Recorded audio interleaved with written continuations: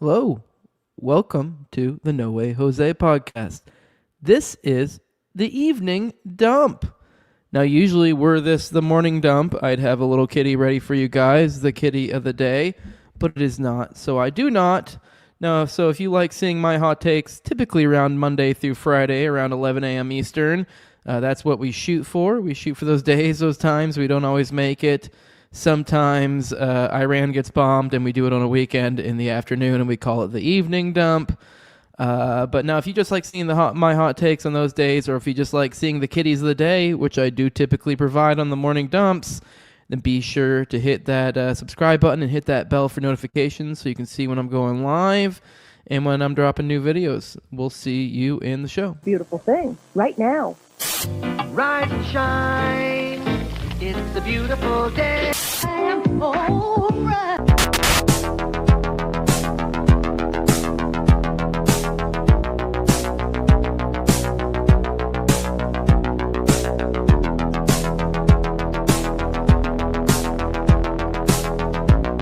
About a third of the building has been blown away. This is the bridge to white lights.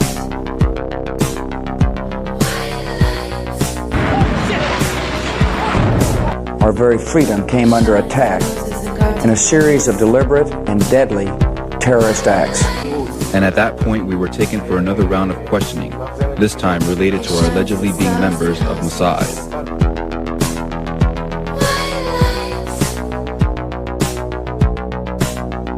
It's crazy evil.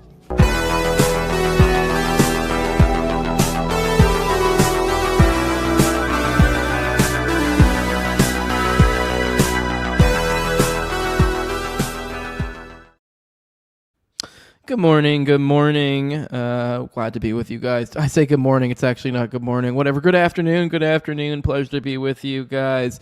I was planning on doing one this morning too. I actually had it all set up, and then literally I was ready to go. I had everything set up. I just needed to just do the finishing touches and setting up the stream. And then when the kid's like, Daddy, can you take me to here or whatever, this thing? And so it kind of threw off the entire, I was like, well, I got it all set up. I'll save it for whenever I have time. And this is when I finally got around to having time. We have plenty to talk about, though. There was a small chance I was like, you never know. Maybe I'll just end up being like, whatever, I'll save it till later. No, we attacked Iran, so it's like, yep, definitely doing one. So we got a stream. We have a few things to go through today.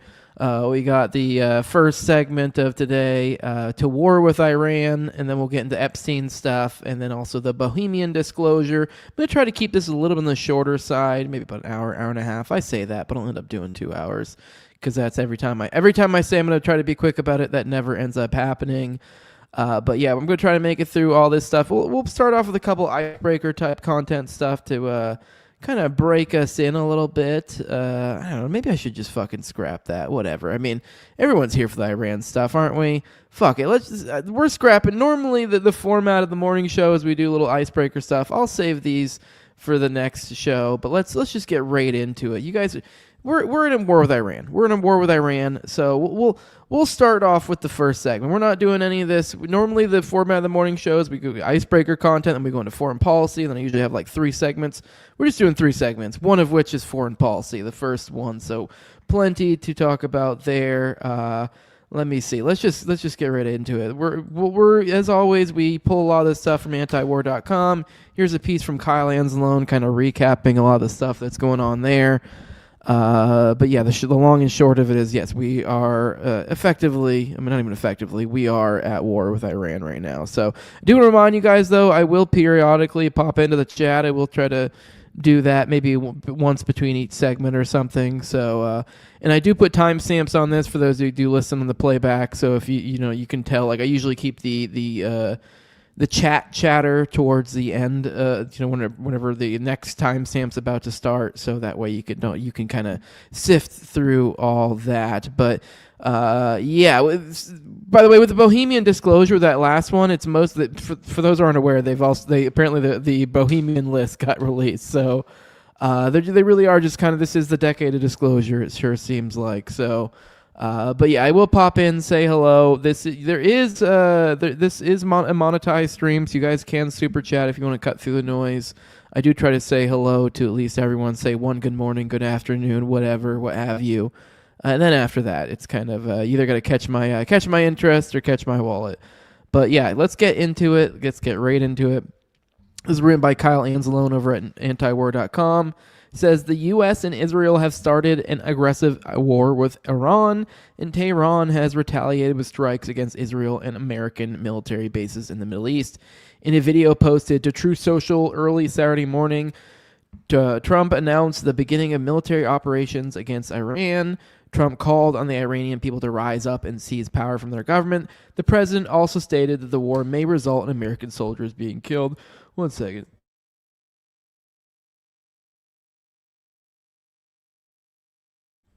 Sorry, I got all stuffed. I was all fine today, and just right before we about to start the show, got all stuffed up. So sorry.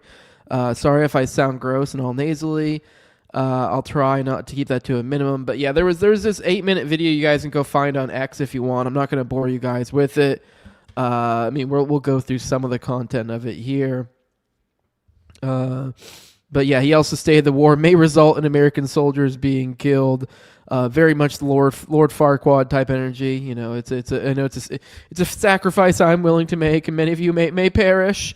An Israeli official said the goal of the war is regime change in Tehran. The goal is to create all the conditions for the overthrow of the Iranian regime. We are targeting all of Iran's political and military leadership, past, present, and future. They continue. The developments also depend on the question of how much the Iranian people will rise up. The Department of War has dubbed the attack on Iran Operation Epic Fury. Pretty gay. U.S. officials told Fox News that the strikes against Iran are expected to continue for days.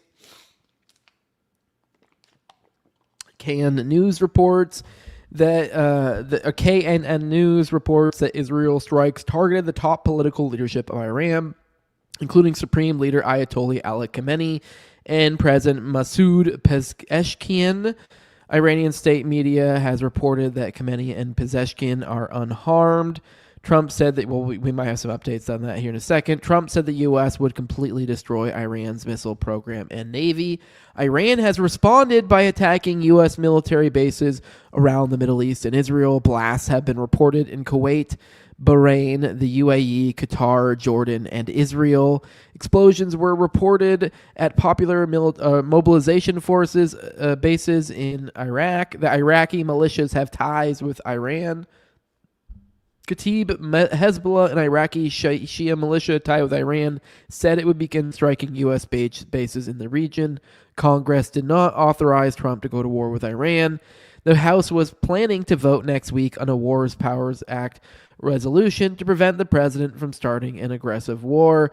Trump ordered the bombing as U.S. and Iranian negotiators were in the process of making a deal to avert war.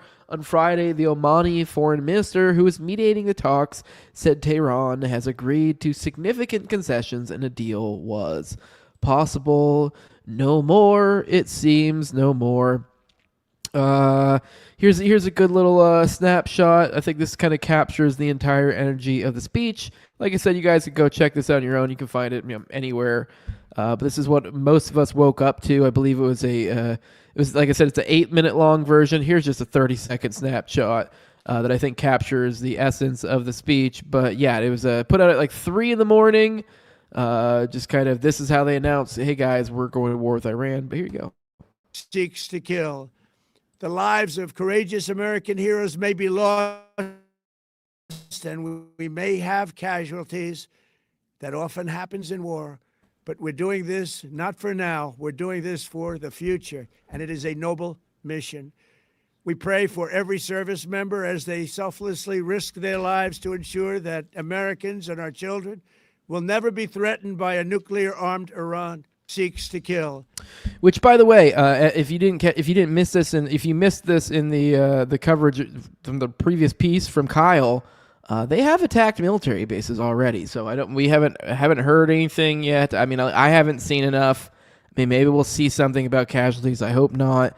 I did see one video of some explosion on what looked like some Navy base or something, but I mean, there was reports that, all of the places being attacked. The place that I deployed to, the one place I deployed to when I was in the military, apparently Qatar, which has been struck not too long ago, the last go around, but here again, just kind of wild to think where things are right now and where they can go. Moving on, here's a story that was actually from the day before. This is from Friday, so it's written in this, but keep that in your mind as we read that this was written at that time. Apparently, the Iran war powers. The vote was supposed to be last week. It got pushed by a lot of particularly Democrat lawmakers. I guess there was a clamoring of pushing it. There's been lots of kind of talk of like, I don't know, kind of convenient that you guys really, especially some of the establishment type Democrats, it's like, yeah, they may not want to take the political fall for a war, but like have their name anywhere. But if they can make it happen, or especially have their enemies be the ones doing it, taking the political hits for it, so be it. So I know. Read that with that context as we go through this piece. This one's from Dave DeCamp. It says Democrats in the House and Senate vowed on Thursday that they will hold a vote next week on war powers resolutions aimed at blocking President Trump from launching an attack on Iran without congressional authorization as required by the U.S. Constitution. Well, he's already done that. Contact your reps, tell them to support it, which I think they're still going to be doing it. So if anything, this is even more kind of a big deal now to kind of get these people's their name on paper right before, which I know it sounds ridiculous, but they did that with what was it? Was it the JCP? I know I forget what fucking specific vote it was, but with the Iraq War, people brought that up. That destroyed a lot of political careers in the long run. So I mean, whatever, get something out of it, I guess. But yeah. Anyways, they vowed on Thursday they will hold a vote next week. The resolution in the House was a bipartisan bill introduced by Massey and Representative Ro Khanna during the 12-day war in June 2025, but a ceasefire was reached before a vote was held. Khanna announced last week that he would bring the bill to the floor for a vote, and after initially delaying the vote, Democratic leadership is now on board. As soon as Congress convenes next week, we will compel a vote of the full House of Representatives on the bipartisan Khanna-Massey War Powers Resolution, a group of senior House Democrats said in a joint statement. The legislation would require the president to come to Congress to make the case for using military force against Iran. Senator Tim Kaine also said Thursday that he expects the vote on an Iran war powers resolution in the Senate early next week. Kaine's resolution is also bipartisan because since it's been co-sponsored by Rand Paul.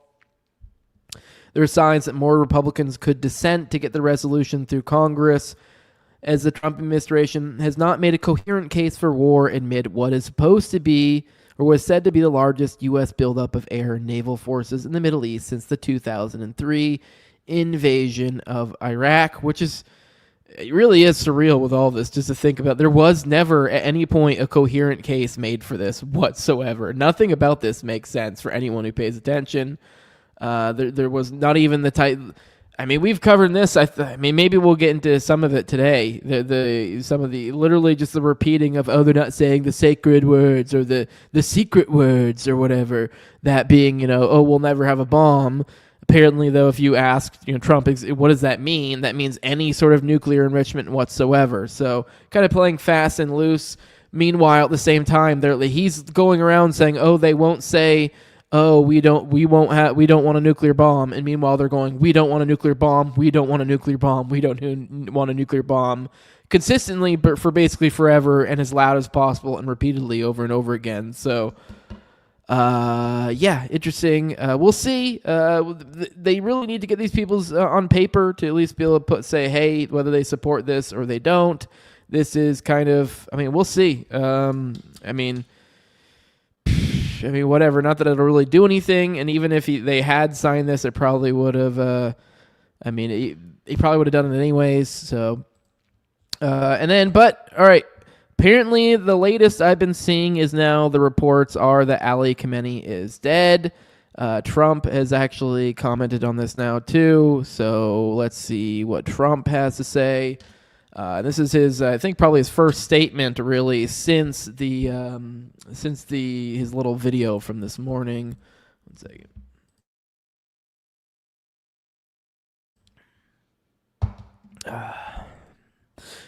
Trump, this is on his Truth Social, says Khamenei, one of the most evil people in history, is dead. This is not only justice for the people of Iran, but for all great Americans and those people from many countries throughout the war that have been killed or mutilated by Khamenei and his gang of bloodthirsty thugs. He was unable to avoid our intelligence and highly sophisticated tracking systems, and working closely with Israel, there was not a thing he or the other leaders that had been killed along with him could do. This is the single greatest chance for the Iranian people to take back their country. We are hearing that many of their IRGC, military, and other security and police forces no longer want to fight and are looking for immunity from us. As I said last night, now they can have immunity. Later, they only get death. Hopefully, the IRGC and police will peacefully merge with the Iranian patriots and work together as a unit to bring back the country to the greatness it deserves. That process should soon be starting in that not only the death of Khamenei, but the country has been, in only one day, very much destroyed and even obliterated. The heavy and pinpoint bombing, however, will continue uninterrupted throughout the week or as long as necessary to achieve our objective of peace throughout the Middle East, indeed the world. Thank you for your attention to this matter.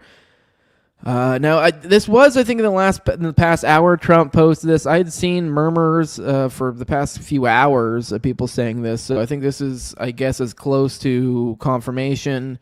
I mean, I guess it could still end up being the case that he is actually alive. I mean, I wouldn't be, that surprised, but I also wouldn't be least bit surprised if Khamenei is dead. That's kind of what I would expect, I guess, at this point, between him or the president, somebody. But yeah, okay, so that's the latest reporting. I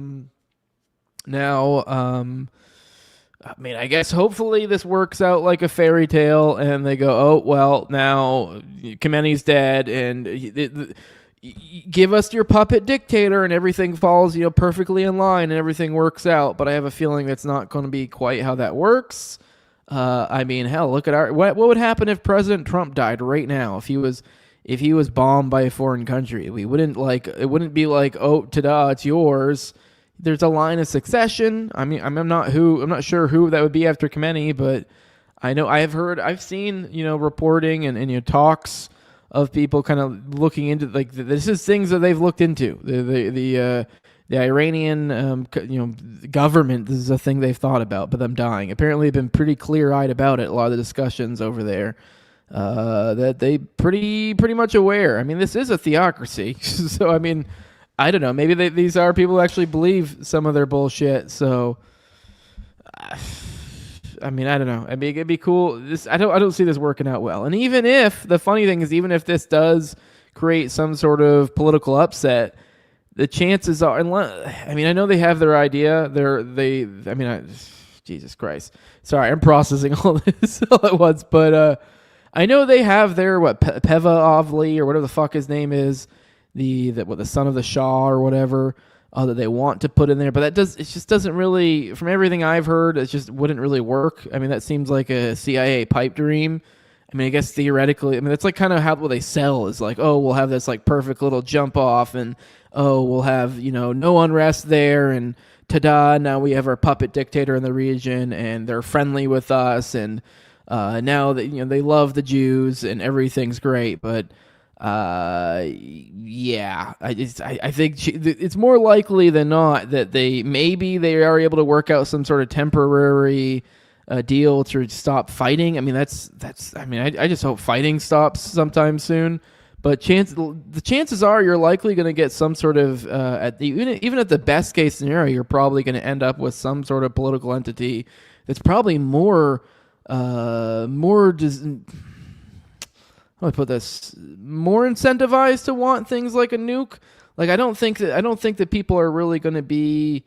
I mean, I don't know. Maybe I don't know. It's kind of hard to tell. You never know how how the die will fall. But I just don't feel like this works out well. Whatever. I should probably stop having on. We should probably keep covering the what's actually going on. Let's check in on the updates. Let's look at some live updates. See if there's anything. What major stuff we got here? Iran, we already talked about, retaliated, targeting Israel and U.S. assets in multiple Middle East countries, including Qatar, the UAE, Kuwait, Bahrain, Jordan, Saudi Arabia, and Iraq.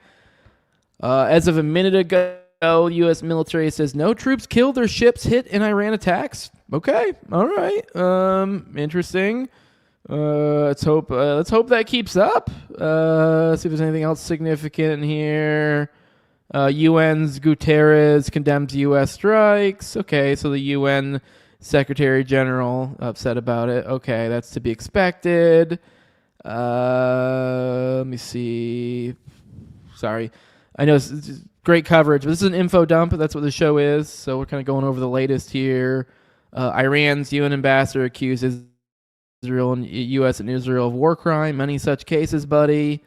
All right. Well, let me see. Let's see if there's anything else is super significant. Large fireball lights up the sky after Iranian missile strike on Tel Aviv. So we got some missiles at Tel Aviv as well. Let me see. Trying to see if there's anything else. Israeli military releases list of Iranian officials it claims killed. 21 injured in Tel Aviv. I mean, it's actually sounding like it's too bad over in Tel Aviv. Not as bad as I would have expected. We're having an Iranian elementary school one that we're going to cover in a minute. That's pretty awful.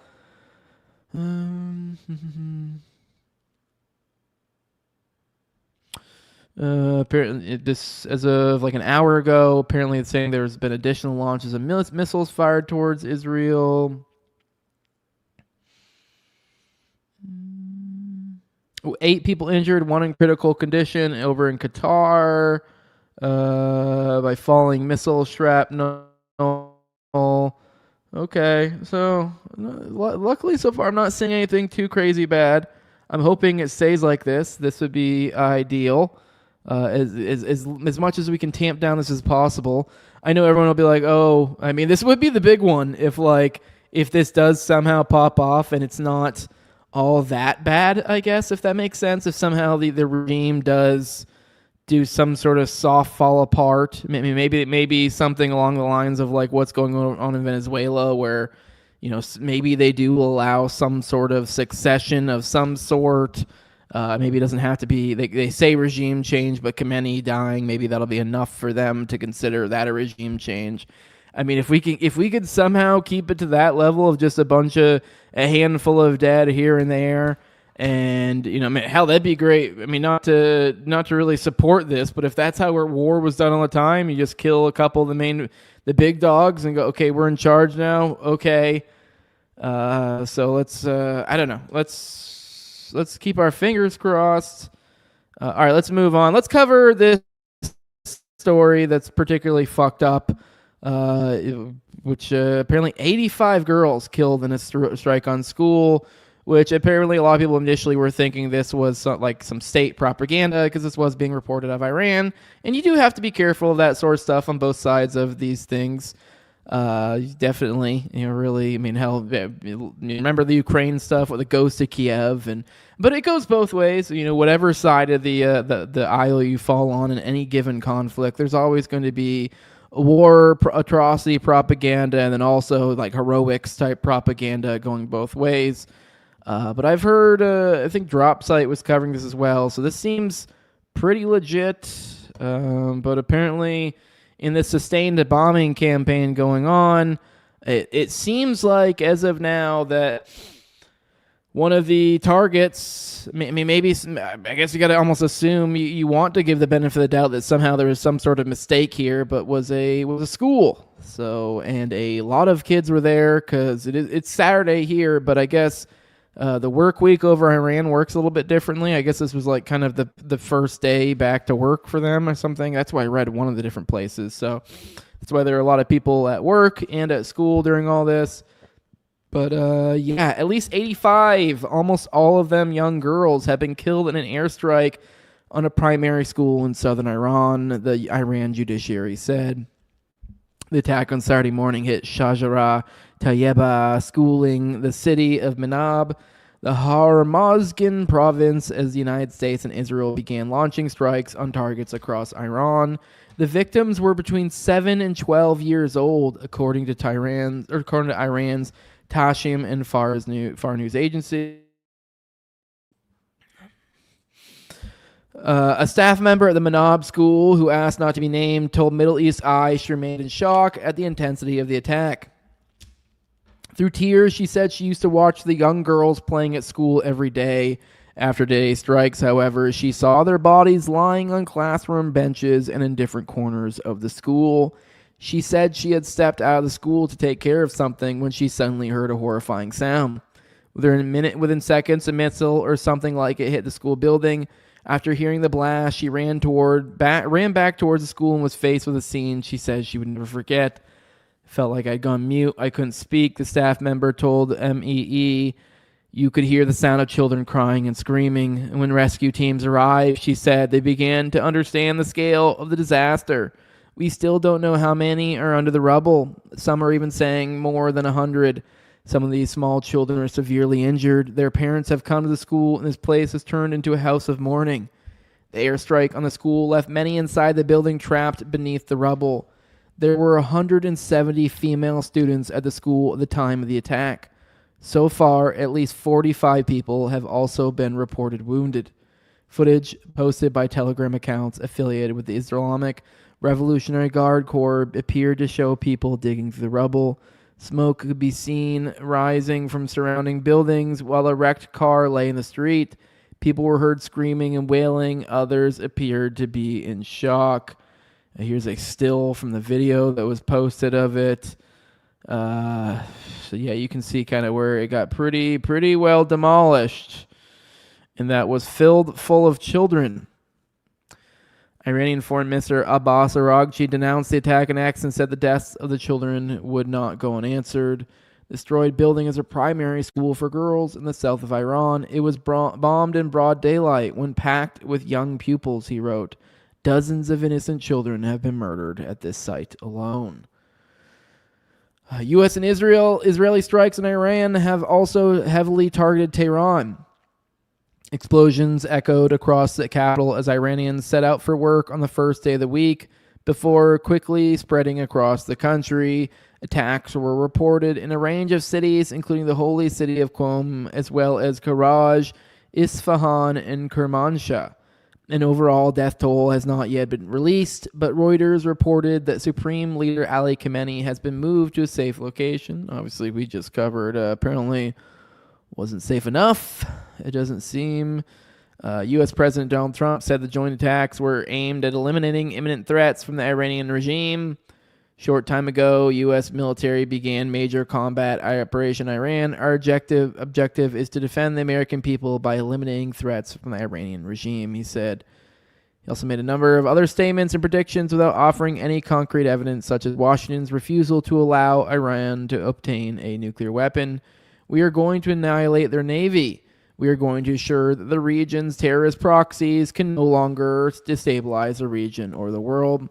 We will ensure that Iran does not obtain a nuclear weapon is a very simple message. And we got some people from around the world that think one way or the other about all this. Let's listen to one such person, our fellas over across the pond. Oh my God! Sorry. I'm dealing with production issues in the back. I was trying to. I got StreamYard messed up. Isn't letting the audio play for the video, and so I had to take it down and bring it back up. Did that, and then immediately the audio pooped out again. All right, cool. Now it's working. Now we got it. Here's Keir Starmer from the UN. Let's hear his statement on the matter. Where does the UK stand on all this? Earlier this morning, the United States and Israel struck targets in Iran. Iran has since launched indiscriminate strikes across the region.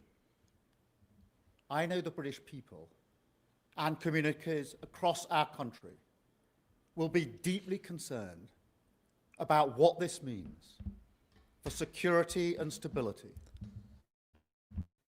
and for the fate of innocent people across the region, which for so many of us includes friends and family members. So whilst the situation is evolving very quickly, I want to set out our response. The United Kingdom played no role in these strikes, but we have long been clear. The regime in Iran is utterly abhorrent. They have murdered thousands of their own people, brutally crushed dissent, and sought to destabilize the region. Even in the United Kingdom, the Iranian regime poses a direct threat to dissidents and to the Jewish community. Over the last year alone, they have backed more than 20 potentially lethal attacks on UK soil. So it is clear they must never be allowed to develop a nuclear weapon. That remains the primary aim of the United Kingdom and our allies, including the US. All right, yada, yada, yada. Not going to make you watch the rest, but I did want to kind of show the reaction of one foreign. They're supportive. They're supportive of it. Obviously, like, we didn't have anything to do with it, but supportive of it. So I think it's kind of interesting to see, especially because this thing could easily unravel into something a lot bigger than it is currently now. I mean, this is someone who controls.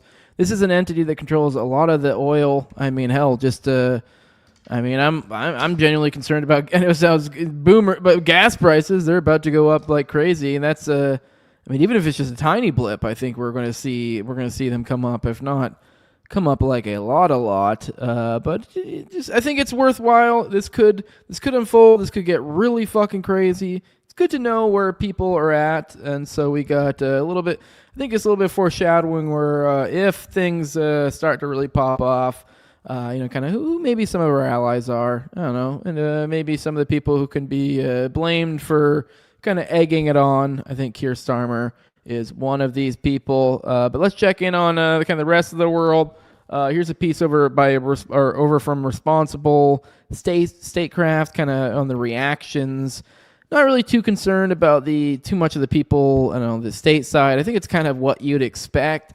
I think a lot of people are pretty blown away by this. On the Democrat side of the stage, really the only public, I guess you could see, a voice of approval that we're really seeing out there is John Fetterman. He's been kind of, he's had a few tweets supporting or kind of very much in support of this ordeal. Obviously on the right, you got people like Lindsey Graham. But then we got a pretty solid amount of people who are kind of like, what the fuck? What are we doing here? But really, I want to check in on the rest of the world, because that's kind of why I want to show you where Keir Starmer is on this. So we'll pop in kind of the middle of this article. As world leaders and governments are pouring in with their reactions, after months of acrimony, it seems now that there's something the U.S. and Canada can agree on. Prime Minister Mark Carney and his Foreign Minister Anita Anand backed the strikes in a statement this morning. Canada supports the U.S. acting to prevent Iran from obtaining a nuclear weapon and to prevent its regime from further threatening international peace and security. Of course, Ukraine, which has spent the last 4 years decrying the Russian invasion of its own sovereignty, cheered on the U.S. and Israel this morning, citing its justifications, which including supporting Russia, the regime in Tehran, had every opportunity to prevent a violent scenario. The Foreign Ministry said in a lengthy statement on X. Russia, on the other hand, called for an immediate halt to the actions, however futile that demand might be, and offered harsh words about the U.S.-Iran negotiations going on all week, calling them ostensible cover for renewed military action. It's particularly reprehensible these strikes are once again being conducted under the cover of the renewed negotiation process, ostensibly intended to secure long-term normalization of the situation around the Islamic Republic of Iran, the Russian Foreign Ministry said in a long statement this morning. This comes despite assurances conveyed to the Russian side indicating that Israel had no interest in entering into military confrontation with Iran. We also got China very much behaving the same. So then, obviously we got some MAGA people. I don't know why it finishes out this piece kind of reminding us that a lot of the MAGA folks like Carrie Lake are all about it. So it looks like battle lines are kind of being drawn about where you would expect. And just like we expected, just like I expected, for anyone who paid attention the last go around, it was also at the peak of when, they were kind of behaving and like very much so, that hey, we might reach a deal. They're kind of, they're doing diplomacy, and then even some of the stuff we're hearing from behind the scenes is like, oh my God, they're really getting a lot, and and then boom, bombing, just very much. One could almost call it duplicitous, dishonorable perhaps. But once again, that was a similar situation we find ourselves in. Very much the same case. So let's kind of cover, here's a piece from Dave DeCamp over at antiwar.com. Let's kind of cover the state of where the back and forth dealing and wheeling was at right before we said, fuck it, let's resort to violence, and killed almost 100 little girls and many more people going to and from work. And, government workers of Iran as well. I don't know. Just what would they deserve to die today? Just fuck it. I mean, if it was just Khamenei, you probably wouldn't hear much complaint from me, but definitely is a lot worse than that. And I think there's going to be a lot more repercussions. Hopefully those repercussions can be limited. But anyways, I want to get off my my soapbox. Let's get to this piece. Iranian Foreign Minister Abbas Araghchi said on Thursday that the talks between U.S. and Iranian officials in Geneva were one of the most serious rounds of negotiations yet, though the threat of a U.S. attack on Iran remains, as there were no signs of a major breakthrough. Araghchi told Iranian TV that the talks made very good progress and entered into the elements of an agreement very seriously, both in the nuclear field and in the sanctions field. The Iranian diplomat said another round will likely be held next week. Keep in mind, this is written before what happened, and that U.S. and Iranian technical experts will meet in Vienna on Monday to discuss the details of a potential deal. Omani Foreign Minister Badr al-Busadi, who mediated the negotiations, also spoke positively of the talks, saying significant progress was made. However, according to a report from the Wall Street Journal, the U.S. came to the talks demanding that Iran completely dismantle 3 of its nuclear sites, hand over its enriched uranium, and commit to never restarting its uranium enrichment program without significant sanctions relief, conditions that are unacceptable for Tehran. The U.S. and Iran held a session in the morning, then took a break, during which U.S. envoy Steve Witkoff and Jared Kushner met with Ukrainian officials. According to Axios, Witkoff and Kushner were disappointed by the Iranian position in the morning, but after reconvening for a second session, an unnamed U.S. official told the outlet that the talks were positive without providing additional details. According to a report from Amwaj Media, the proposal that Iran submitted to the U.S. included a pledge to never develop nuclear weapons, something President Trump claimed that Iran has refused to do. He said it over and over again. They won't say those sacred words, that we don't want to nuke. Despite the Iranian Supreme Leader Ayatollah Ali Khamenei's long-standing fatwa against making a nuclear bomb. The guiding principles are meant to secure nuclear fuel production in Iran while ensuring no nuclear weapons through measures such as full verifications and no accumulation of enriched uranium, an Iranian source told Amwaj. This means enrichment would continue only as much as needed. Amid the negotiations between the U.S. and Iran, Trump and his top officials have been claiming that Iran may be taking steps toward a nuclear weapon, despite also insisting that the U.S. obliterated Iran's nuclear facilities in the June 2025 war. Experts and diplomats have rejected the U.S. claims, saying all signs indicate Iran's nuclear enrichment program has been frozen since the U.S. airstrikes. Iran has reportedly offered to formally suspend its enrichment program for 3 to 5 years, an arrangement that would ensure there would be no Iranian uranium, that's a hard thing to say, enrichment for the remainder of the Trump administration. The U.S. has continued its obviously we don't need to talk about the buildup. We know what's going on right now. So, which I've seen, apparently from what I've heard from behind the scenes, is the deal that they were being offered by Iran behind the scenes was even better than the original, the JCPOA or whatever, the one that the Obama deal that everyone cries about. Because that's kind of what a lot of this gets a lot of people kind of point to that he's kind of put himself in an unwinnable situation, diplomatically speaking, in that he can never accept any of the Iranian deals because it'll always be like, well, that's going to be just like the Obama deal, because the Obama deal was kind of the best that anybody was ever going to get out of Iran. And so it's kind of like, what does anyone expect Trump to get out of them otherwise? So if he kind of comes back from this deal with literally the exact same thing as the Obama deal, then now all the Zionists out there get to lambaste him and go, oh, you're weak on Iran, you're soft, you're whatever. So yeah, because it's all about comparing himself to Obama and Biden. So yeah, it looks very much like a similar situation. And this to kind of finish off, I guess, our talks on Iran. I mean, we'll definitely be talking more about them this coming week, for sure. This is kind of wild. This was from CNN. This is like CNN World, so I think it was like their like Israel, office or some shit. But it went out on their, this is part of their regular coverage. Kind of their around the clock coverage. If you go to their CNN page, this is by Tal Shalev. Let me just read it to you. Timing of U.S.-Israel attack on Iran bears symbolic meaning in Judaism as Netanyahu references holiday of Purim.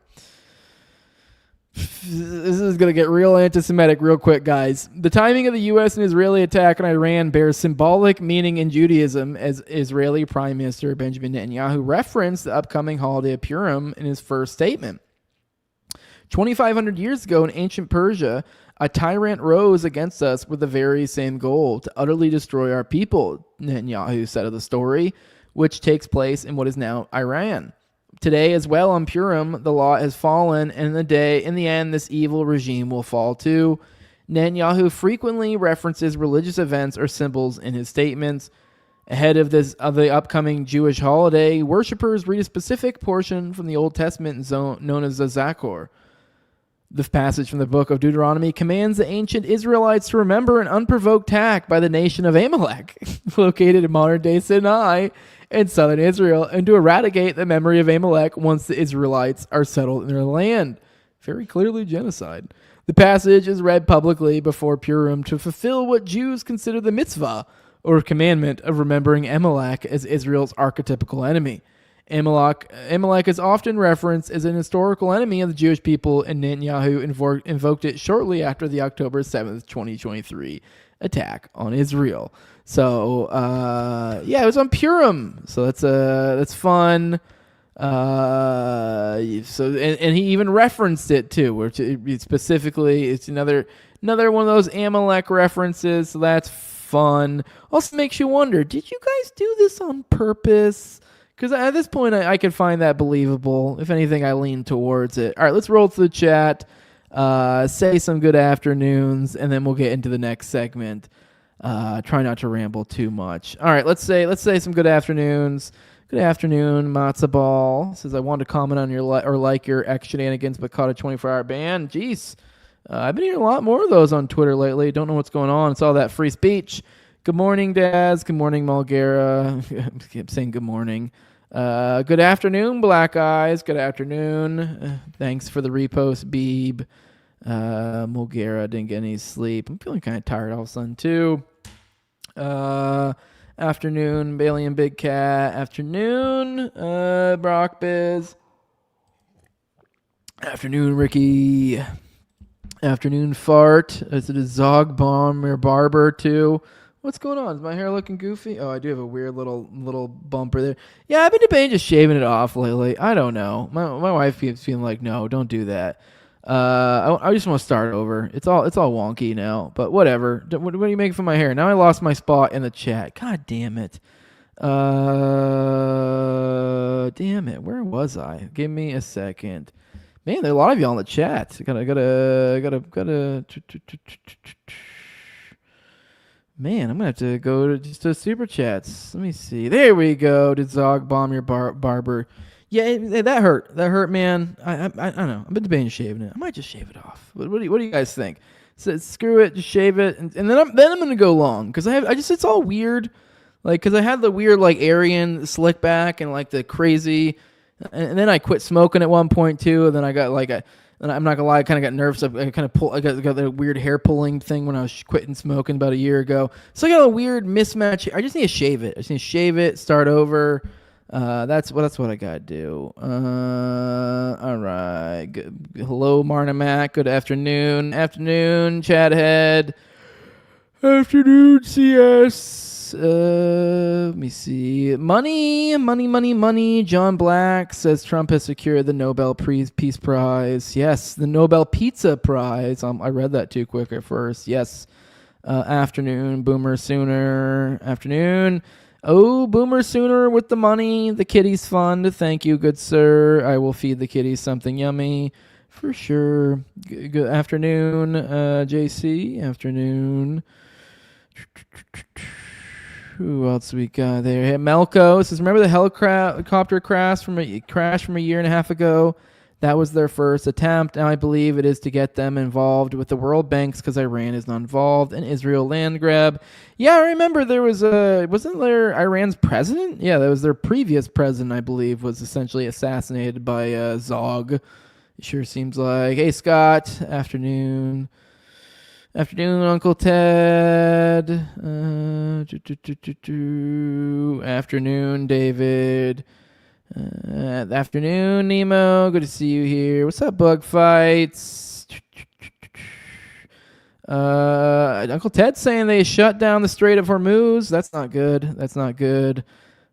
Gas is going to get expensive. Afternoon, Retardo. Good to see you here. A lot of people rolling in on a Saturday. Good time to do a dump, huh? Let me see. You're speaking my language, David, saying Daryl Cooper's a total Peter Thiel op. Don't get me started. I guess it was in response to John Black saying Scott Horton and that Skittles. Daryl Cooper said that this would have to start within the next few days. Yeah, I was hearing a lot of reporting that's it was kind of making it seem like it was going to be this weekend. Coomerist Faggot, that's a fun name. Afternoon to you. The United Slaves of Weimerica. Yes. Let me see. Who else we got here? Anyone else to recognize? Anybody new in the chat? A bunch of people in here. A lot of chatting. A lot of talks. Nice. Lumpy Camel says Starmer is not welcome in any pub across English. Yet he knows the English people. I'm assuming since you're talking about pubs, you must be an English feller. Yeah, he does seem like a poof, doesn't he? Yeah, he probably does not seem like he'd be welcome among the blue-collared fellas for sure. Jeff says the numerology and astrology decodes are wild on this one. Yep. All right. Who else? What else we got in here? Anything else? Marty McFly. Happy Purim. This live. It is live. We're live. And I do take money. Give me money. Man, as much as people are chatting, we're going to have to go to straight super chats after this. Otherwise, it's going to be hard to get anybody in here. Q-Bert, what's up? Howdy. My hair is bugging you. Yeah, okay, I'll just shave it then. All right, let's just shave it. What's up, Jared? What's up? Shave it. Dragon Spotted Wolf says, hell yeah. Long hair, don't care. No, I want my long hair, but the thing is, it's all wonky. I have a lot of issues. And I could sit here and try to let the hair fill out, or I could just shave it and just start from the jump. I'm going long hair, John. I want a reset, but it's just I do have such long patches that I'm like, I don't want to lose it, but just start over. I went through so long. I think a lot of it too is I went through so long putting product in my hair and I fucked up my scalp. I want to give my scalp time to breathe too. I think it'd be good just to shave it and then just let it grow out. So I don't know. I'm debating doing it. Appreciate the money, Jared. Thank you. Thank you, good sir. All right, let's get into the next stuff. Let's get into some Epstein stuff. Nice chatting with you guys, saying hello. Let's get into the latest in the Epstein world. Here we're going to tap the sign. It's not rocket science, people. They're just evil and they want to diddle kids. I guess he calls a little bit of follow-up in the Lutnick stuff. Here is a picture that got released on the Epstein Files site or whatever. And you can see here Epstein in the foreground. This is a kind of really nice view here, I'll admit. Kind of looking over, it clearly looks like on the island. Kind of a, beautiful ocean. Kind of a little bit almost like a cliff type situation here. And you can see Jeff here, and you can see a handful of guys behind him, one of which looks super duper familiar. What do you guys think? You guys gotta go look at him. Looks a little bit like our current what is he? Secretary of Commerce Howard Lutnick. It looks a lot like that guy, the guy who supposedly only went to the island one time. As just with his family, and it was just for lunch, in and out. By the way, here's another photo. Kind of showing the kind of looking at the landmark, the palm tree, the water, kind of the land that you can see, and it kind of shows you pretty obvious. I think it looks like that this picture is from literally right outside of that spooky booky temple. The I don't know, the creepy one. Everyone thinks there's some sort of occult meaning to or whatever, myself included. Hell, you can even see an owl at the top of that sucker right there. So you just them chilling. He didn't do nothing though. We got the whole world falling apart across the world in the fallout of the Epstein. But no, Howard Lutnick, he'll survive 9/11. He'll survive Epstein. He'll survive the nuclear holocaust. He will survive everything because he's just one of them island boys. But this story gets even wilder too. Apparently, they tried to remove it. The DOJ removed this photo off of the but people had already snatched it. Apparently because they had that other thing, Jmail, that people are using, which is kind of like people then back it up to make it more easier to kind of look through or whatever. So it was over at Jmail, but got removed from the DOJ site. And so you can see page not found if you go look up the FTA. So they pulled it. And apparently the reasoning, a DOJ official said, image of Howard Lutnick on Epstein Island was removed as a part of a batch of files that had been flagged for nudity, adding that files were pulled for review and not being deleted.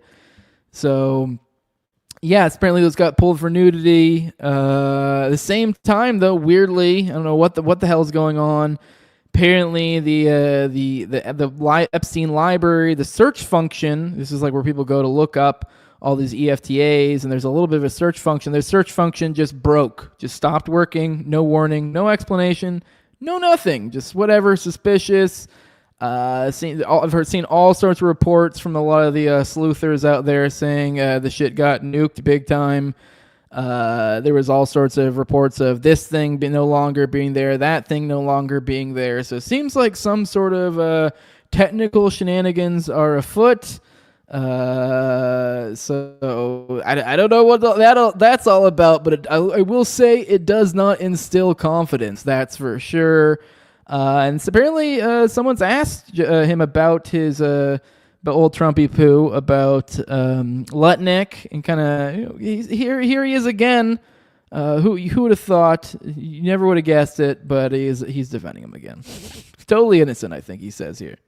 Howard Lutnick, what's your reaction to that? Well, Howard would go in and do whatever he has to say. He's a very innocent guy. He's doing a good job. Howard Lutnick, what's your reaction? Totally innocent guy. Great stuff. With all this other technical shenanigan going on, this weird stuff. Apparently, back in 2023, this is the most convenient thing ever, right? The Epstein files was hacked back in 2023. It was the night of the Super Bowl. Apparently, lost 100 terabytes of data, which I find that to be awfully convenient because I think isn't that what people are saying they're missing right now? That's how short there are of what actually there should be. But apparently around the Super Bowl they got hacked. It's all gone. So what a convenient excuse. But let's look through this real quick. Actually, let's look here. Let's look at it from this way.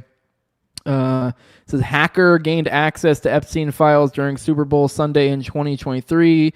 The evidence erased. Here is This is from FBI agent Aaron Spivak in this this document that's in the Epstein files.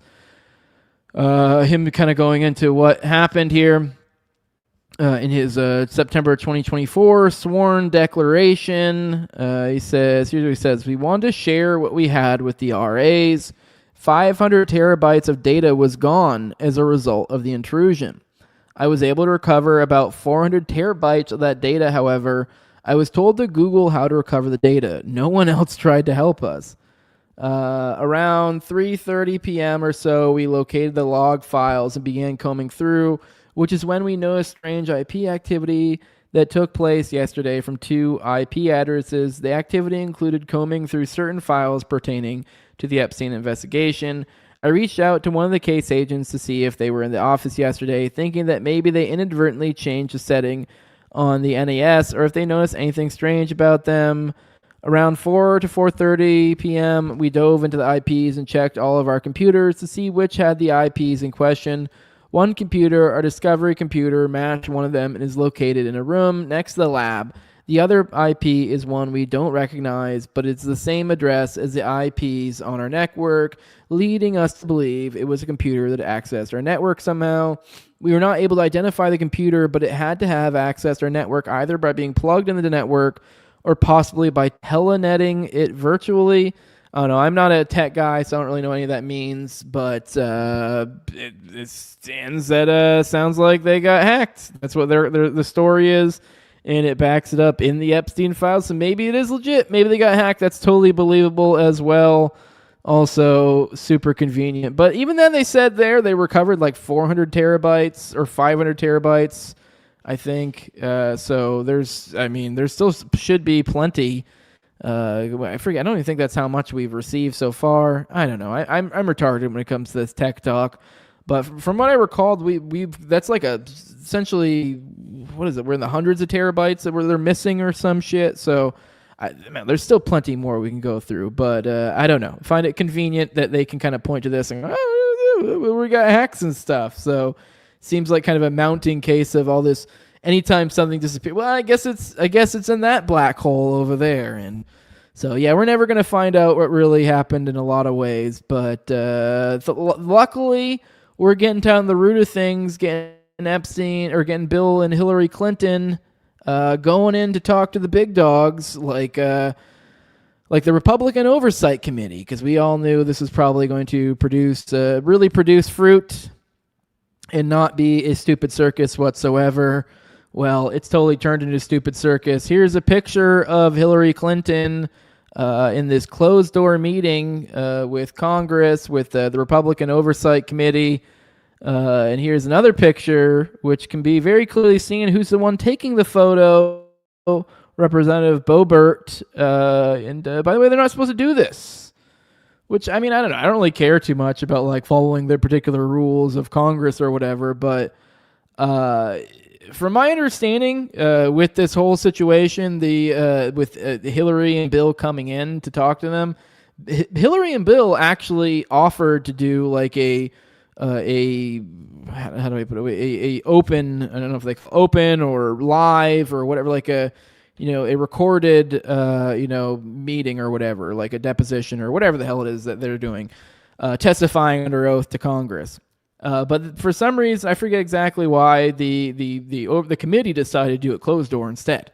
So, I mean, far be it for me to, come to the aid of Bill and Hillary, but they offered to do this kind of open, transparent. These guys didn't want to, which whatever. And then they go ahead and do dumb shit like this, taking pictures, sending them to Benny Johnson, which whatever. I don't know. This is gay. But it did kind of make this like this mockery. And also on top of this, while I think Hillary probably has slurped down a few babies in her time, there's not really anything that I'm aware of on the books that really is like, I mean, I think there are some files that allude to some sort of an association between her and Jeffrey. But as far as I'm aware, there's not really anything substantive. I think there's a little bit with her and Ghislaine. But point being is it is a little bit of a witch hunt with Hillary, to be completely honest. With Bill, not so much. There might be something substantive there. He's on record of going on his plane a incredibly unbelievable amount Whereas Hillary, that's not the case. So this is a little bit of a point being, this kind of seems like this is low-hanging fruit. This then becomes this really easy talking. This becomes this left-right retardation. And this seems to be kind of them leaning right into it. So before we even got into all of this deposition with Hillary, we got this. They basically stopped almost right off the jump because this came out that, oh my God, they're taking pictures. They're sending it to their influencers to be like, ha ha ha. Which he kind of didn't really do that. He does this. Clinton does not look happy, so he is kind of doing these gay little catty. So it is somewhat a framing, framing the situation, getting an early scoop, controlling the PR. Whereas what they wanted was everybody to be able to see it, live. So I don't know. It's pretty improper to me, pretty gross, pretty gay, and almost seems on purpose. It kind of seems like making it into a circus, but they proceeded anyways, and I guess they calmed down, finally got past their differences on why is Boebert being a bitch, and they decided to move on with the deposition, or whatever it is, and they did it, and here is what Hillary had to say about it. Of course, the audio's out. Give me a minute. Sorry. Got to... Here you go. My bad. Of course, StreamYard never participates more than like one or two tabs down the line. So here you go. Here is what Hillary Clinton had to say about her deposition. Hello. Well, I have just finished testifying. I answered every one of their questions as fully as I could, based on what I knew, and what I knew is what I said in my statement this morning. I never met Jeffrey Epstein, never had any connection or communication with him. I knew Ghislaine Maxwell casually as an acquaintance, but whatever they asked me, I did my very best to respond. It was disappointing that they refused to hold a public hearing, so I wouldn't have to be out here characterizing it for you. You could have seen it for yourself. We had asked for that. We think it would have been better for the committee and its efforts to gather whatever information they are seeking. We had a bit of a challenge in the beginning because we had agreed upon rules based on the fact it was going to be a closed hearing at their demand, and one of the members violated that rule, which was very upsetting because it suggested that they might violate other of our agreements. So we had to cease the hearing for a period of time until we could get assurances that no rules would be broken going forward, and we returned to answer questions repetitively, literally over and over again. I don't know how many times I had to say I did not know Jeffrey Epstein. I never went to his island. I never went to his homes. I never went to his offices. So it's on the record numerous times. It then got, at the end, quite unusual because I started being asked about UFOs and a series of questions about Pizzagate, one of the most vile, bogus conspiracy theories that was propagated on the internet, that was serving as the basis of a member's questions to me. So I can only say that the best exchange that I had came at the very end, when, contrary to every other deposition they have taken, no Republican member asked any questions about Jeffrey Epstein or Ghislaine Maxwell to anyone else they have deposed. And in fact, the Republican members didn't even show up for the deposition of Les Wexner. And when I said that, I had to point out that the only questions that any Republican member asked of any of the people they deposed was of former Attorney General Bill Barr when Chairman Comer asked him about the allegations, in his view, about Russia's involvement in my election in 2016. So at the very end of this hearing, after I made that point, I want to commend Chairman Comer for raising a series of significant questions that I responded to about the nature of the investigation and the areas that I thought should be explored. So I appreciated that. I want to see the truth come out. So that was a reassuring way to end a very long, repetitive deposition. All right. Once again, I feel like she's kind of come off sympathetic. Obviously, I think she is responsible for untold horrors, but yeah, this does kind of feel like a circus. I really would have been nice if we could have, like she said, if this could have just been public, if we could have just seen all the questions. And it also does, you know, especially being in this closed way, it really is kind of like it does, even if you are like trying to do a substantive investigation, it does kind of sound like they did sort of ask her dumb, stupid questions that like, why the fuck is anyone asking her about like, I don't know, voter, I don't know, whatever fucking nonsense from some previous election when she's here to talk about this thing.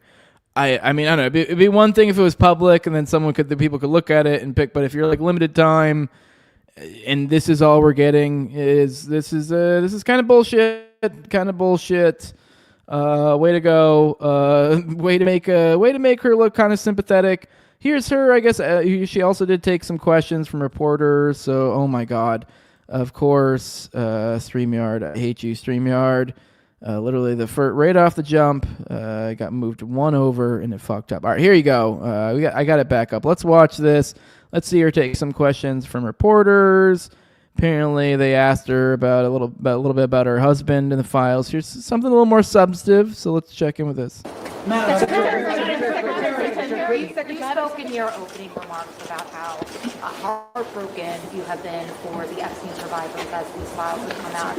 Can you talk to us a little bit about how you have processed and reacted to the fact that the former president, your husband, Bill Clinton, is referenced in the Epstein files numerous times, including in some photos featuring women?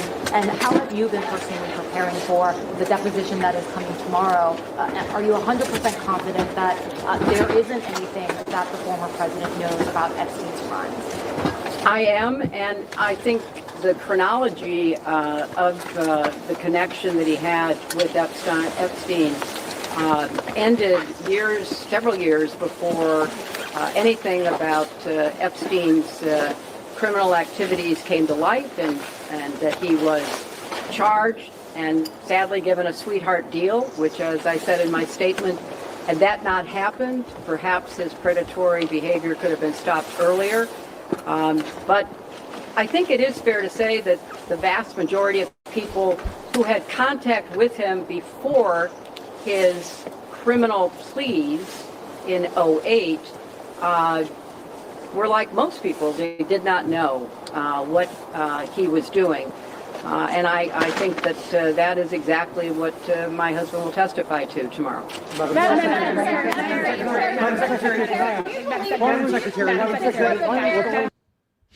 All right. One more question. We got one more question. Let's go one more question. Apparently, I think this is the last one. She was asked about Ghislaine Maxwell coming to the wedding. I think it's when they finished it. I think there are a couple of more conspiratorial people out there, the Nix sorters or whatever the world. Are like, oh my God, they had to end it quick. I don't know, maybe. Let's watch this. Can I ask, James Matthews from Sky News, can I ask, why was Ghislaine Maxwell invited to Dr. Chelsea Clinton's wedding in 2010? She'd already been mentioned in a civil lawsuit by Virginia Giuffre before that. Jeffrey Epstein had already been convicted before that. She came as the +1, the guest of someone who was invited. I gotta say, I mean, I don't know. A lot of people, I would have been. I'd like to know who she was the +1 to. And I will say this is the one photo a lot of people show of like Elaine kind of looking out down the aisle at the wedding. It's super duper suggestive, but I don't know. I mean, it is what they had like 400 people there. Not to go full Michael Tracy here, but I think there was like 400 people there. She was kind of in that elite milieu, so it's not that crazy. Her being there doesn't necessarily mean anything too crazy, other than that they're in that same. They kind of wade through the same waters, which they do. So yeah, I don't know, whatever. I mean, I would have liked to know who her +1 was at that wedding, but I don't know. Interesting question. And they talked to Bill as well. We still don't know a ton about it yet. But he did put out an opening statement, and it's kind of everything you'd expect. I saw nothing. I did nothing. I saw nothing. I did nothing. That's what we're getting from Bill.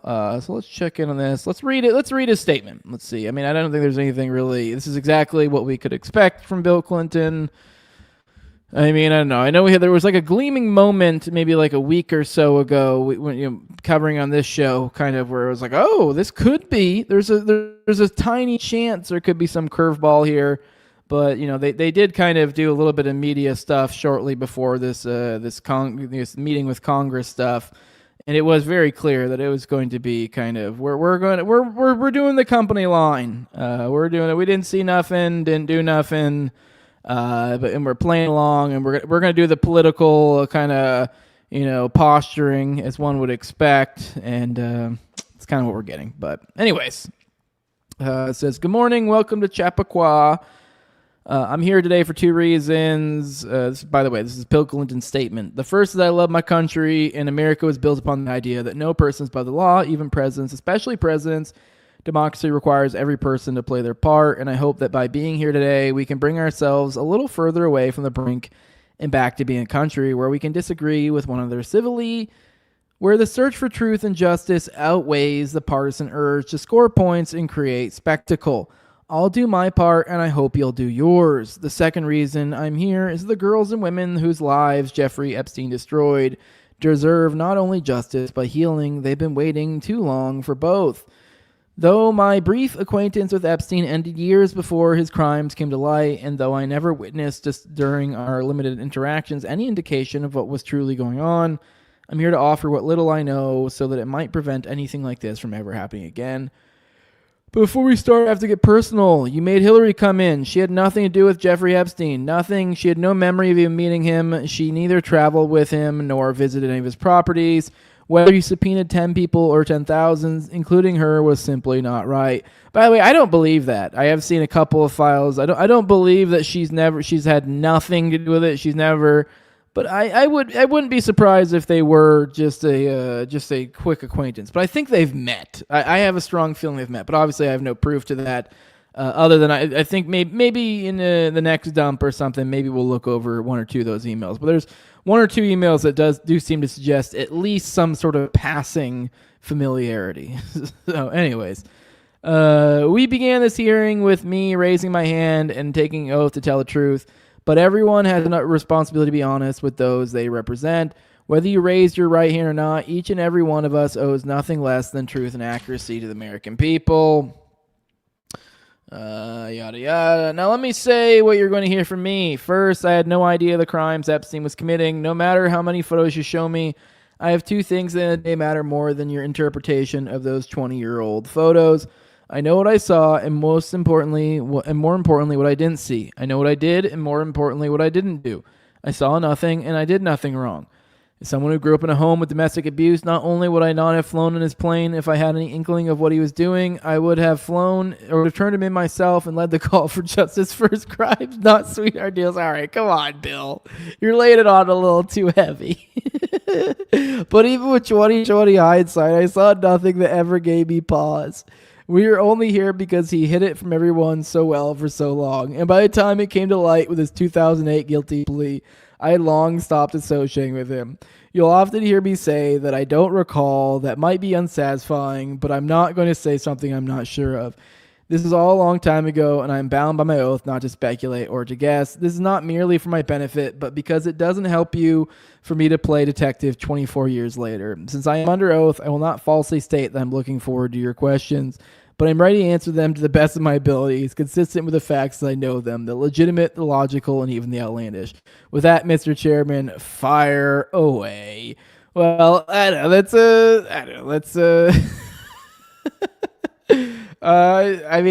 It's exactly what we'd expect. I do like the little flair he put on it there, though. Just laying it on heavy, really getting waxing poetic with it. It's kind of nice.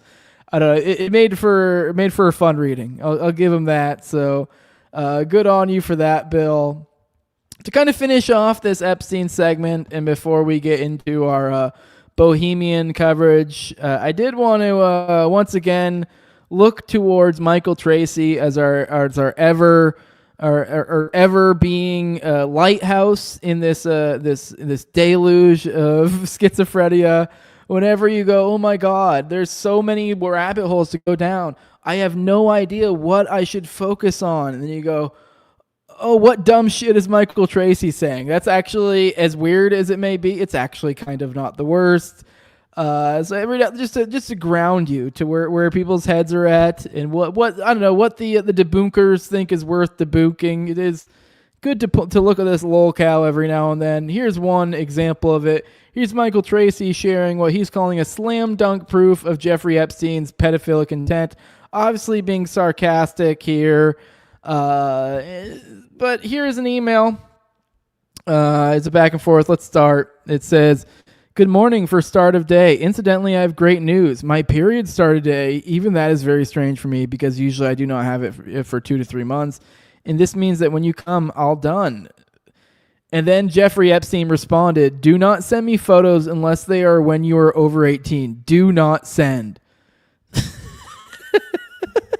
It's just funny. Once again, this is what Michael Tracy's trying to share as being like, looky here. Look how good. Right, this is awful. This is actually evil that we're reading right here, to be very, very clear. It's just more the absurdity of the situation that Michael Tracy, and you knowing his intent here, him being like, see, he very much did not, when he's talking to someone that's probably not 18, and it's just being like, definitely do not send me nudes unless you're 18 whenever you send them. I don't know, whatever. Incidentally, okay, anyways, it goes on. It goes, May 2, I know what's wrong. They not nude. Oh, this is even more depressing where I read because it's clearly some sort of foreigner. It's a no long time from time when pics made, or you afraid if you will dream about me and pass and can't to be with me really. It's make you crazy. Tell me. Oh my God. And it says, it is illegal to send pictures of girls under 18. Sometimes. Be safe. And then it says, firstly, I send them to you myself. Secondly, they have the internet on my page. What Russian website? Thirdly, I have not changed much over the 2 years and look almost the same. Compare number 1 photo from Minsk, number 2 photo from Minnesota 10 months ago. They do not have the dates and only I know when they're made. Are you sure that you do not want to see me younger? And then Jeffrey Epstein goes, do not send. I'm serious.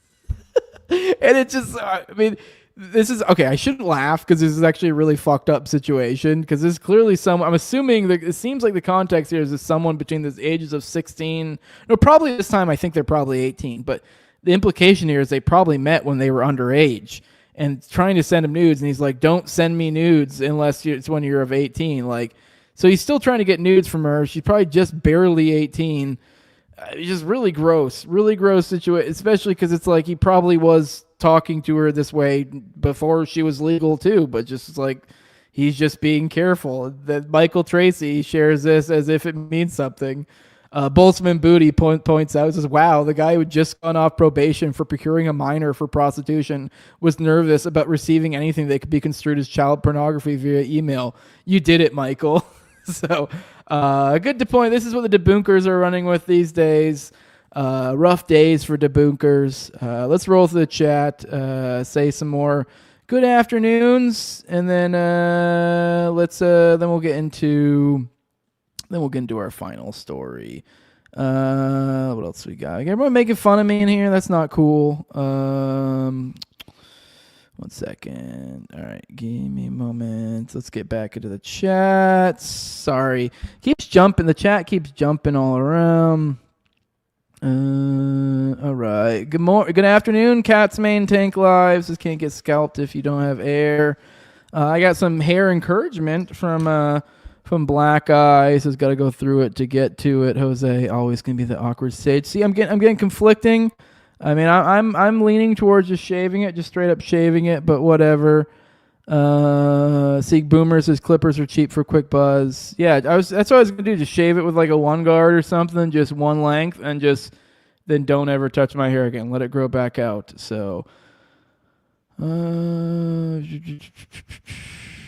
what else we got in here? What's up, PJR? I don't know if I said hello to you earlier.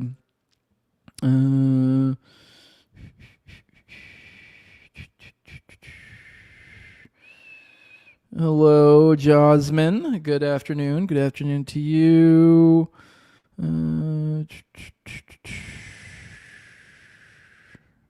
Martimek says you can't ever be somebody unless you slurp down a baby or two.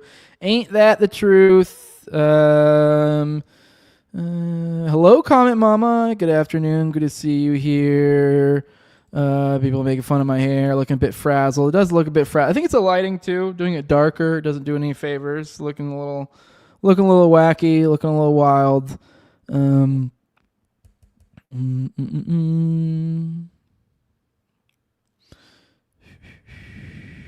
Let me see. Going through the chats.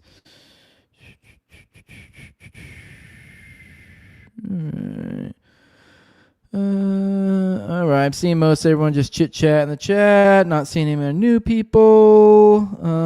Hit like, says Boomer Sooner. Yes, please.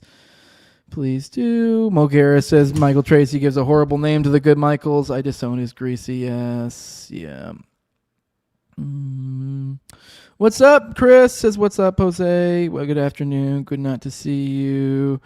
Mullet Jose would go hard as fuck. Yeah, I'm debating going. That's why I'm thinking about just keep trimming around my hair or my ears and let it go down, go full mullet. That's what I'm considering doing. All right, let's get into the final. Let's get into the final story for today. Let's go through the Bohemian Disclosure to kind of set the stage for this. I thought it'd be cool to watch this clip with the Kid Rock because he's kind of lately. I don't know what's with MAGA crowd. He's been like one of their PR guys lately. I don't know why. I think he was on like the MAGA campaign trail a little bit. But here's him on Joe Rogan a while back talking about him at Bohemian Grove. So I figured that'd be a good way to set the stage. See how Kid Rock characterizes it. Years, shit like that. I'm like, fuck, this is cool. Oh, wow. But the first day, it was the first evening, and you gather around whatever, the owl by this lake, if I remember correctly, which could be a little hazy. It was a long time ago. And like, I've heard about this place. I'm like, this is some real secret ass shit, man. I can't believe I'm fucking here, right? And it's just a trove of celebrities. Fucking everywhere you turn, it's just fucking A, fucking A. So you go there, and I'm like thinking we're gonna hear some shit, right? They're about to introduce the first speaker, and I'm like, fuck, this is gonna be some shit. And they're like, and no offense against this guy, we consider him friendly. We have very good mutual friends, but they're like, ladies and gentlemen, Tony Danza. And I'm like, what? I'm like, come on, man. Who's the fucking boss? Tell them bitches. Wish he would have just gone up there and been like, who's the boss, bitch? That's hilarious. I was like, no fucking way, man. I was like, we came all the way to this secret ass shit. And I love Tony. Fucking love him. But I'm like, come on, man. I was like, they brought Reagan back from the dead and he's going to speak or hologram or some shit. Like, you were hoping for some devil shit. Just some crazy shit, one way or the other. He was a very good speaker, I got to say, but maybe they toned it down. Maybe they toned it down. This has to be 20 years ago. Infiltrated. Oh, really? I'm terrible with dates, but it's a long time ago. Okay, because when Alex snuck in was like the 90s, Jamie? What was it? Like when Alex Jones and John Ronson snuck into Bohemian Grove. That's when they first got that video. I want to say it was in the 90s. I want to say it was like 99 or something like that. I did have some fun there, I got to say. It was fucking weird. I met like Paul Pelosi and his son. Oh, boy. And like Chris Matthews. Like, you know. Oh, but I was hanging out with them. We were having cool conversations. Kind of weird. And then they asked me like I had to come play my guitar. Oh no! And like sing at one of these camp things. And I was like, I feel so used. I feel so dirty. Like, I don't do this shit, man. What the fuck? Yeah, that's got to be weird. Hey, man, play us a song. Well, it's kind of like a unspoken requirement, like a wink, wink. Like you need to take your guitar over there. You know, if you want to be in good graces or be a team player type deal. And I'm like, yeah, I really don't.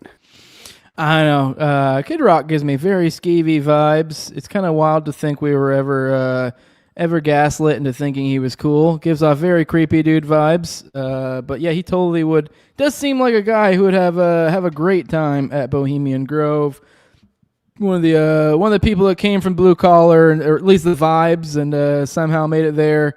You know, it's kind of the good old country boy dirtbag. Totally would be fit as a fiddle at Bohemian Grove. But he's one of many. Apparently, they've dumped a lot of these names. Here's Dr. Z, Esquire. She kind of points out, this is kind of a question I've had. I think a lot of us have been rattling along in our heads with everything being revealed, and this kind of just makes it a little bit more on the nose with the Bohemian stuff, which I guess they dropped a bunch of their members list, which we'll cover the story here in a second.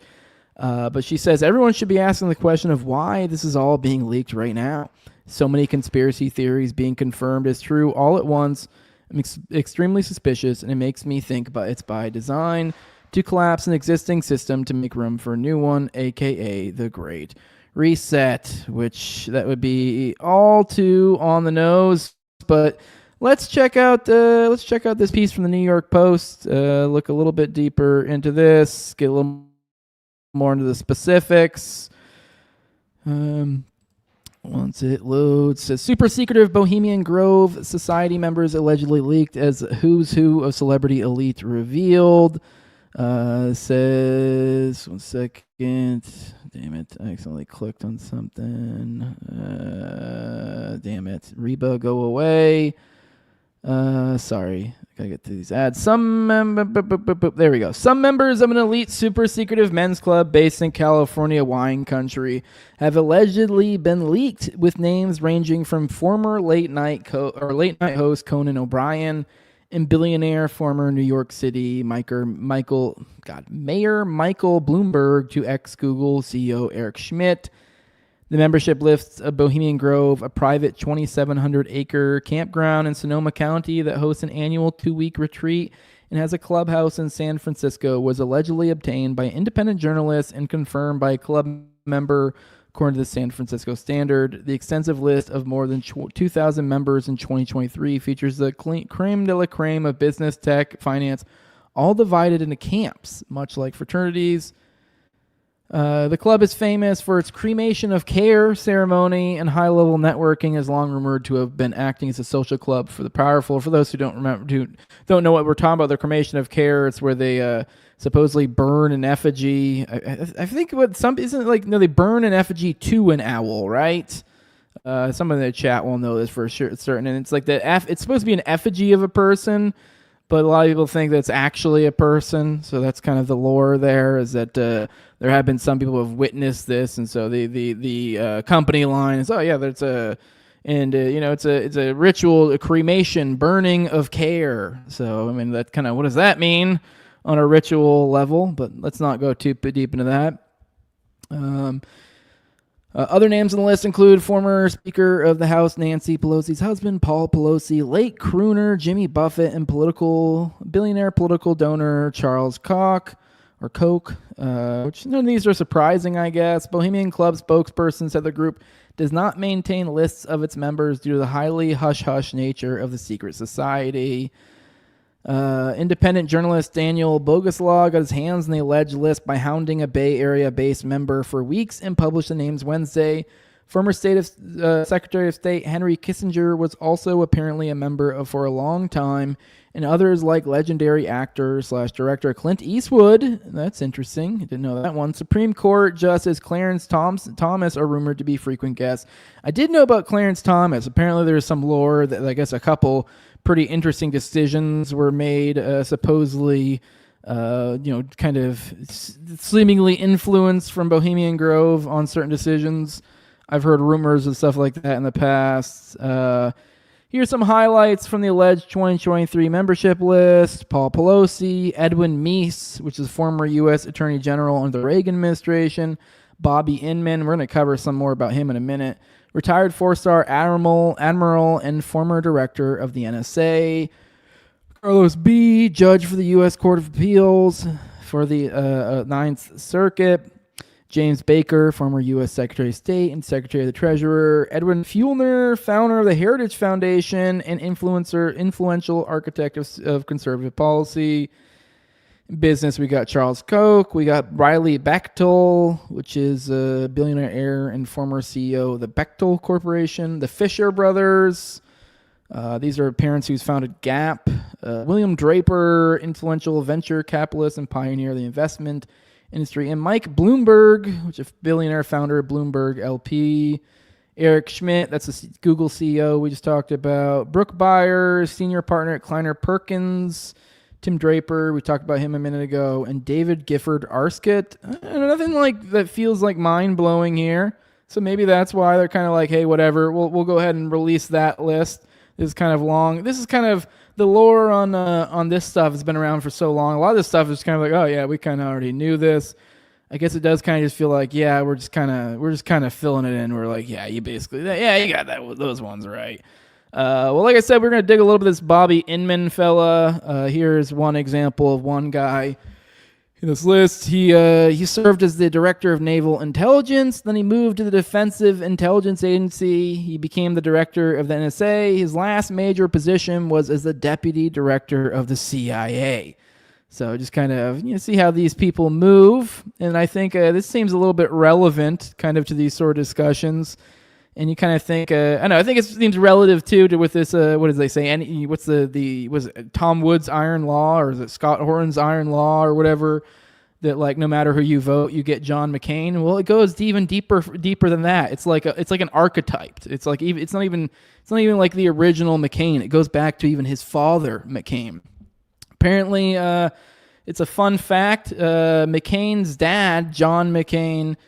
Or John McCain Jr., which I guess John McCain's the third, I guess, not only helped Israel attack the USS Liberty in 1967, but he also ran the cover-up. So it says here, his treason solidified the loyalty to the big club and his son's political career.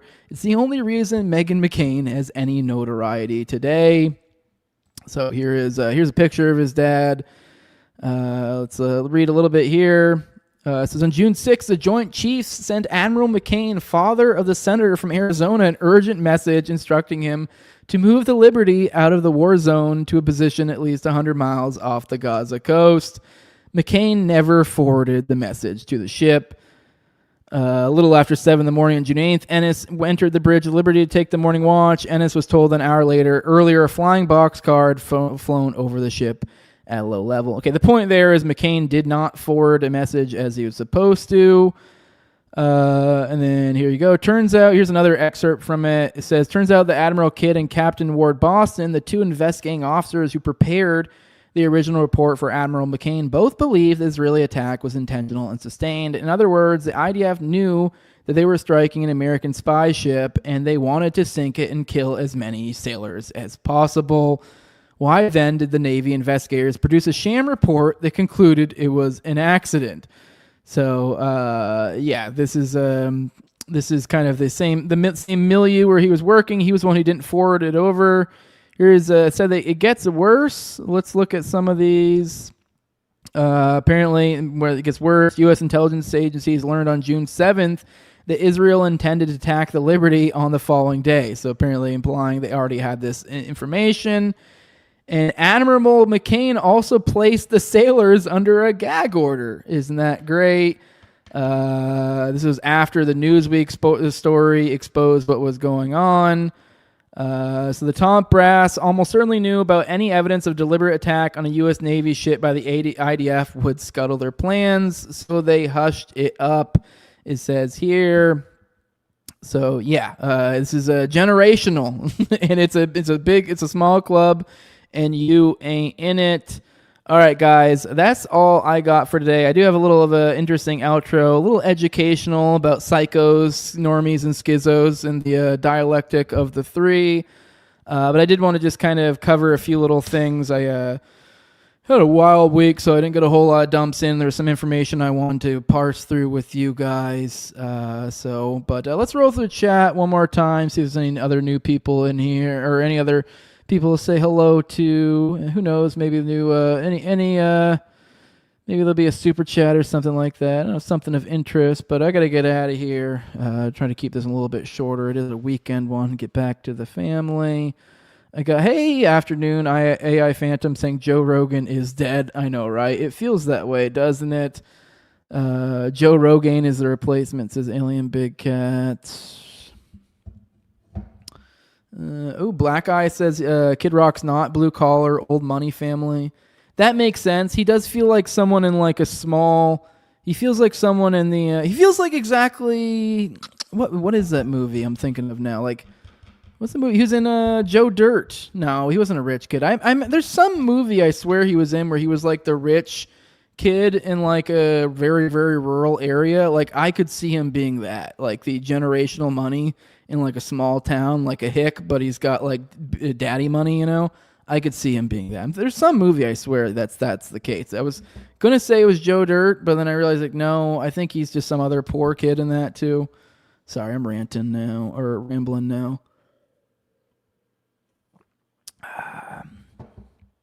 John Black says, remember when Kid Rock had that creepy little person he performed with? No, I didn't know he performed with a little person. Did he have like a whole thing with a midget? Fire Pixie in the chat. Hello, good afternoon. Good to see you here.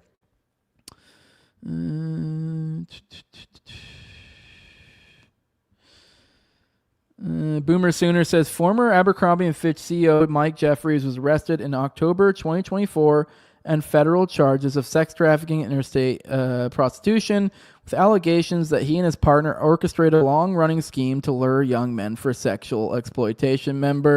Exploitation. Yeah, I don't know if you're going somewhere with that, but yeah, that is a wild story. I think we covered that a while back. Alien Big Cat says Mike Jeffrey was also MI6 and Hendrix's manager and murderer. Didn't he also have like, I'm pretty sure if I recall, isn't Mike Jeffrey the one that has like the weird fucked up face? You clearly did like way too many fillers and stuff. And he was also the one that was like, he made a big deal about like, I know the chicks had to be like super skinny. Like he was super crazy about that, which whatever. I get it. What else we got here? Here you go. Here's Mustache. Says cremation of care is a symbolic of ritual child sacrifice to Moloch/Baal. Moloch is usually symbolized by the owl. Baal, a bull, is a Jewish, Phoenician, Canaanite ritual also found in the Levant. Yup.